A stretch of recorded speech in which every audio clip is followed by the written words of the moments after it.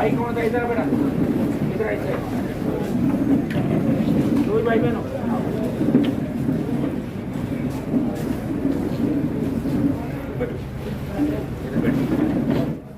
आपके साथ क्या पीड़ा हुई और फिर आपने किन परिस्थितियों में आपको हनुमान जी की याद कैसे आई, वो सारी चीजें बताइए। दूधू के दमड़ा गांव में हुई हत्याकांड बजरंग लाल जी कस्बा की बेटी में प्रियंका कस्बा। आज मेरे पापा को हत्या हुए 2 महीने हो गए। मैं न्याय के लिए दर दर भटकी।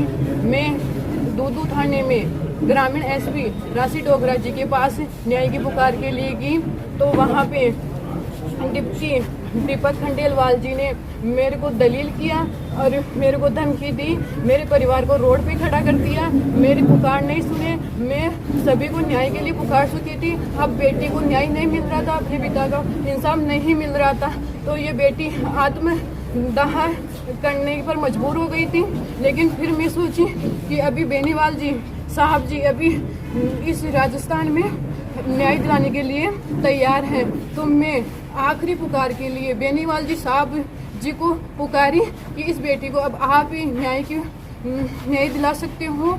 तो बेनीवाल जी ने मेरी पुकार सुनी और बेनीवाल जी ने मैं इस बेटी को आत्मदाह करने से बचा लिया। बेनीवाल जी ही अब इस बेटी को न्याय दिला पाएंगे। हमला कैसे हुई घटना क्या था? 11 अगस्त को बालाजी के मंदिर में मेरे पापा भंडारे में यात्रियों को भोजन करा रही थी। वहाँ पे रामेश्वर जी टूटी और रमेश जी टूटी आए और वहाँ पे उन्होंने मेरे पापा से कहा सुनी कर दी। तो वहाँ पे तो यात्रियों ने मेरे पापा को घर भेज दिया। घर पे गोपी राम जी टूटी आए हमारे घर पे और उन्होंने दिलासा दिया कि अब कुछ भी नहीं करेंगे, जो हो गया और अब प्रेम से रहेंगे। तो 12 अगस्त को हमारे गांव की तेजा जी की यात्रा सुसरा के लिए रवाना होने वाली थी, तो मेरे काका जी हमारे घर पे आए यात्रा के लिए, कहने के लिए कि हम यात्रा में चलेंगे, तैयार हो जाओ। और मेरे काका जी ये बात बोल के वापस जा रहे थे, तभी गोपी टूटी राम जी और उसके परिवार के 20 से 25 लोगों ने मिलकर मेरे काका जी पे हमला कर दिया। काका जी को छुड़वाने के लिए मेरे पापा दौड़े और मेरे पापा के साथ मेरा भाई, मेरी मम्मी, मेरे बड़े पापा जी के दोनों लड़के साथ थे।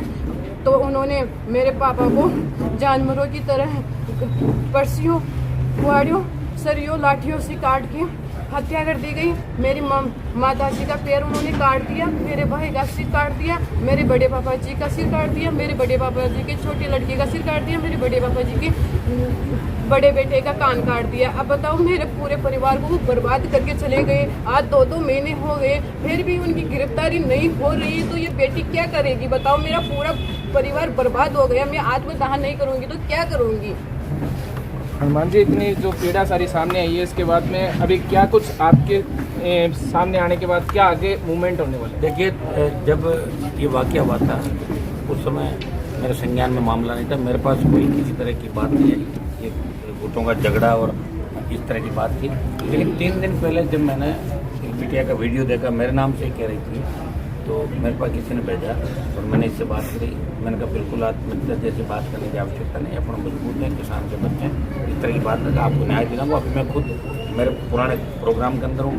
फिर परसों इसका कल फिर आया, मेरे 3 दिन हो गए, अब क्या हुआ? तो मैंने आज इनको नागौर आवाज़ पे, क्योंकि मैं कल जोधपुर जिले के अंदर था, और कल ही मैंने जैसे इसका फोन आया, मैंने IG जयपुर रेंज और SP DGP से कल ही बात करती है। इसके सारे फुटेज जो मामले थे, वीडियो बदमाशों ने खौफ पैदा करने के लिए एक वीडियो वायरल किया और CCTV फुटेज के अंदर जो मौके से लिए गए, उसमें जिस तरह निर्मम हत्या उन्होंने की, जानवरों से भी बदतर हालात थे, मरने के बाद भी कुल्हाड़े से पैर काटने थे और इन 500-700 लोगों को ख़त्म करके छोड़ दिए। ऐसे दरिंदों पर सरकार को सख्त एक्शन लेना चाहिए।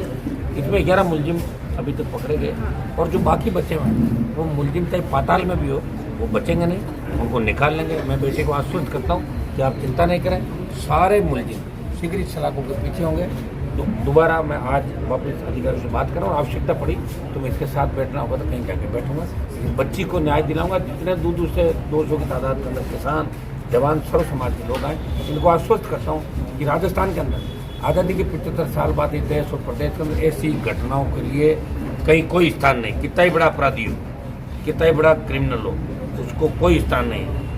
सर ये पुलिस अगर नहीं संभालेगी तो यहाँ के नौजवान इन मामलों को संभालेंगे आगे आगे। सर, इस तरह किसी को बर्बाद नहीं होने देंगे। 2 महीने हो गए इतने जघन्य हत्याकांड के और फिर भी कार्रवाई पूरी से परिवार संतुष्ट नहीं है, क्या कारण है राजस्थान में? और राजस्थान में कानून व्यवस्था मैंने आपको बता तो दिया कि सीएम कमजोर हैं और सीएम के आसपास का जो घेरा है वो मुख्यमंत्री को काम नहीं करने दे रहा है। पहले गौरव श्रीवास्तव थे, उनको निकाला तो अभी भी कुछ लोग ऐसे चारों तरफ आगे काम नहीं करने देते।